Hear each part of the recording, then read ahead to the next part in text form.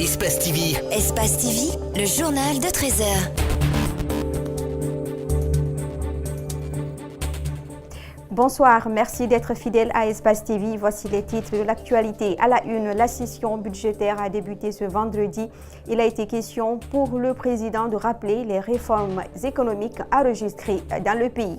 Le prix Nobel de la paix est attribué au médecin congolais Denis Mukwege et à Yazidi Nadia Mourad, ex-esclave du groupe État islamique, deux champions de la lutte contre les violences sexuelles employées comme armes de guerre dans les conflits.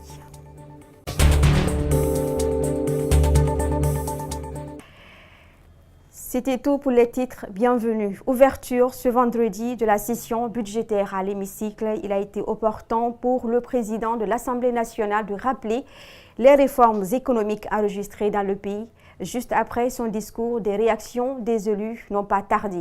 Djibril Ba, Ibrahima Sori Kamara, suivi. C'est en présence des 68 députés sur les 114 que la session ordinaire dite budgétaire de l'Assemblée a commencé ses travaux. Claude Coury, comme d'habitude, a pris la parole. Alors, il ressort dans son discours l'amélioration des performances économiques enregistrées depuis 2014. On constate enfin que le taux de croissance, qui était de 4,5% en 2014, passe à 6% en 2018, malgré la mise en berne pendant 2 ans. Le ministre conseiller, représentant des institutions républicaines, a lui aussi salué tous ces efforts entrepris par le chef de l'État, mais s'inquiète du contexte social du pays. Cette session s'ouvre dans un contexte socio-économique qui a été marqué par un certain nombre d'événements qui témoignent de la sensibilité de la situation. Contre toute attente, ces députés réagissent. Chacun y va de son commentaire. La copie qui m'a été remise, que le président de l'Assemblée s'engageait pour la mise en place de commissions d'enquête parlementaire. Malheureusement, dans la lecture, il a omis de lire cette partie. Je ne sais pas si c'est en raison de la présence des membres du gouvernement. Le président de l'Assemblée nationale a dit ce qu'il pense, a dit les priorités qui sont celles de l'institution. À mon avis, tout a été dit. Ces députés ont 3 mois pour échanger avec les différents ministères sectoriels avant l'adoption de la loi de finances 2019. Dans le même registre, l'Assemblée nationale a enregistré de nouvelles arrivées, parmi elles celle de Cheikh Touré, délégué syndical du port autonome de Conakry, fraîchement sorti de prison. C'est lui qui remplace désormais Baïdi Aribou, vice-gouverneur de la Banque centrale de la République de Guinée. Il livre ses premiers sentiments au micro de Djibril Ba. Bon, c'est une fierté, un sentiment de satisfaction et de convivialité d'être le représentant du peuple à l'Assemblée nationale et dorénavant que mon nom aussi fera partie de l'histoire en tant que député nominal de Kaloum qui défend les intérêts de Kaloum en ma qualité de député, défendre les intérêts du peuple de Guinée. Et puis, le ministre de l'Administration du territoire et de la décentralisation avait fixé le 5 octobre comme date d'installation des conseils communaux. L'opération n'a pas été effective. Il faut attendre le 15 octobre prochain. Désormais, déjà, les opposants émettent des doutes. Le député uninominal de la baie s'est fait entendre à l'occasion de la fête du 2 octobre suivie. C'est la 3e fois que M. le ministre de l'Administration du territoire fait des annonces. La première annonce, c'était pour dire que non, l'opposition ne veut pas qu'on installe les maires, il va les installer parce qu'il y a des communes qui n'arrivent pas aujourd'hui, si vous voulez, à récupérer les fonds que les compagnies minières reversent au niveau des collectivités et beaucoup d'autres choses. On a eu l'accord du 8 août, ça fait bientôt 2 mois depuis que le 8 août est passé. Après, il nous a dit que c'est le pèlerinage. Il faut que les pèlerins reviennent. Il y a des potentiels candidats pour les exécutifs. On a attendu. Il nous a dit encore, il nous a annoncé officiellement une date d'installation. Nous ne sommes pas très optimistes, mais nous attendons. Du côté de l'UFDG, nous sommes en train d'affûter nos armes. J'ai fait la tournée dans la plupart des collectivités pour faire en sorte que dans la concorde et l'entente, les exécutifs, parce que, rappelez-vous que l'UFDG a gagné la majorité absolue dans les 12 communes rurales de la préfecture de la Baie et dans la commune urbaine. De notre côté, nous sommes prêts.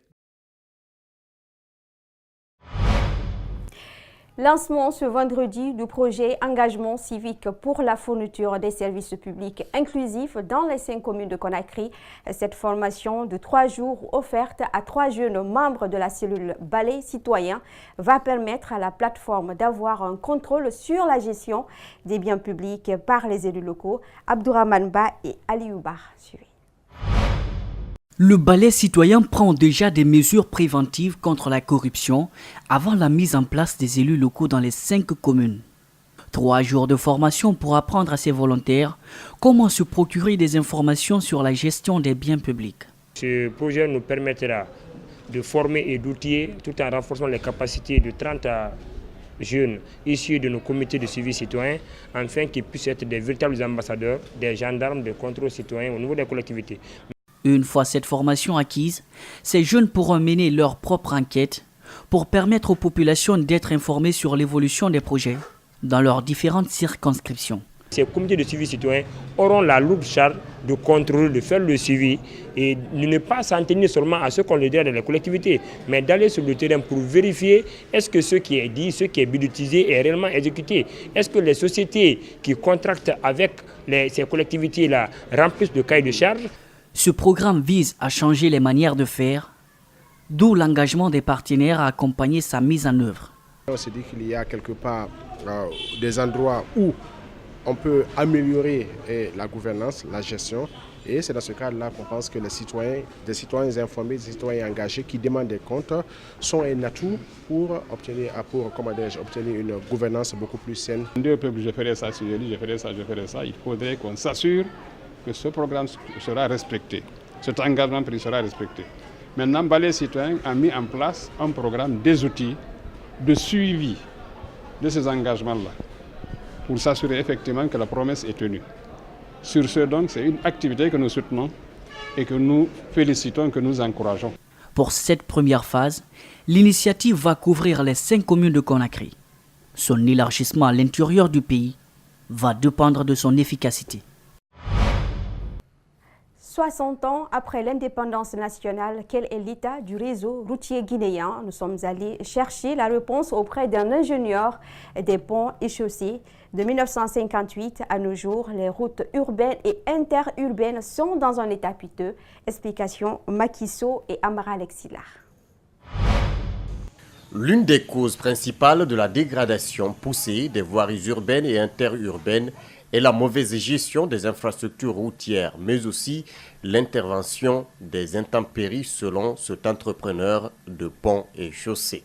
Nous calculons toujours les ouvrages en fonction d'un certain pourcentage d'aléas. Mais quand l'estimation a été totalement dépassée par l'aléa, ça peut aller. Alors, quand vous avez à la fois les aléas de la nature, vous avez les surcharges, vous avez le manque de suivi, vous avez le vieillissement.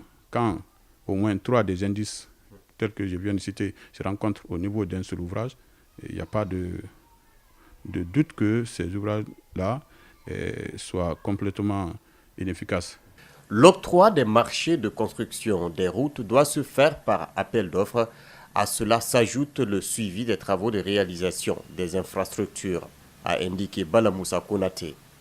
Le ministère des Travaux publics se prépare activement pour rebondir sur toutes les dégradations. Pas la redondance, ce qui a été fait, qui est en train d'être détruite, mais non, d'autres dégradations qui se sont prononcées. Il y a des mesures phares, je suis sûr de ce que je dis, pour franchement intervenir à ce niveau. Vous avez vu, il y a 2 ou 3 ans, tout le monde criait que nos routes sont suffisamment dégradées. Aujourd'hui, ce n'est pas exactement la même chose. Je n'ai pas dit qu'on n'est pas en train de crier encore, parce que le mal est grand, mais je pense que des efforts antérieurs récemment qui ont été faits sont de nature à ce qu'aujourd'hui on peut quand même quitter chez soi en route banlieue pour être à Kaloum sans trop se dire que c'est la dégradation de la route qui est à la base. Sur le réseau routier, il convient de constater que la plupart des routes sont quasiment impraticables, surtout en cette période des grandes pluies.